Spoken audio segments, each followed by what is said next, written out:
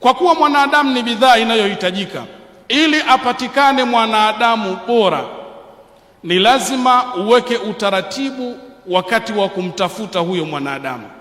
Na mwanadamu anatafutwaje? Hakuna njia iliyokuwa salama isipokuwa ni ndoa. Ukikosea kwenye kumtafuta mwenza, manake ndio unaanza kutuharibia jamii.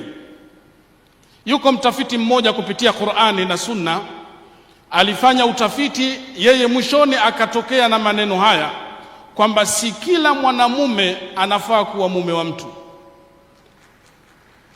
na si kila mwanamke anafaa kuwa mke wa mtu. Anayefaa kuwa mume wa mtu, anayefaa kuwa mke wa mtu wana sifa, na huyu bwana ameziainisha hizi sifa. Upande wa mwanamume anayefaa kuitwa mume wa mtu ana sifa 6, na upande wa mwanamke anayefaa kuitwa mke wa mtu ana sifa 13. Kwa kuwa dakika zenyewe ni chache, nitataja huku 3 na huku 3 ili tuende sawa. Sifa ya kwanza ya mwanaume anayefaa kuwa mume wa mtu, ambaye baadaye ndiyo atatuletea zalisho lilokuwa zuri za kijana ambaye atakuwa na maadili mazuri. Sifa ya kwanza, an yakuna muwahidan lillah, anatakiwa awe mcha Mungu, mwenye hofu na Mungu. Yaani ukimpata mume ana hofu ya Mungu, huyo hawezi kuleta shida katika jamii.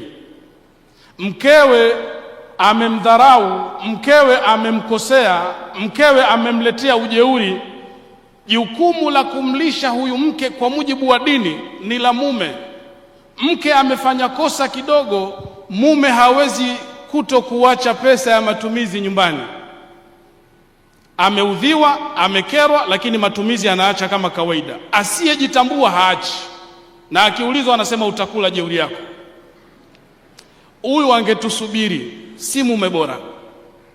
Lakini kama ana hofu ya Mungu, atajua kabisa huyu ni mtoto wa watu, nimekabidhiwa, mambo yote yananihusu mimi, pamoja na udhaifu wake nitamchukua hivyo hivyo, atampa huduma zote anazostahili.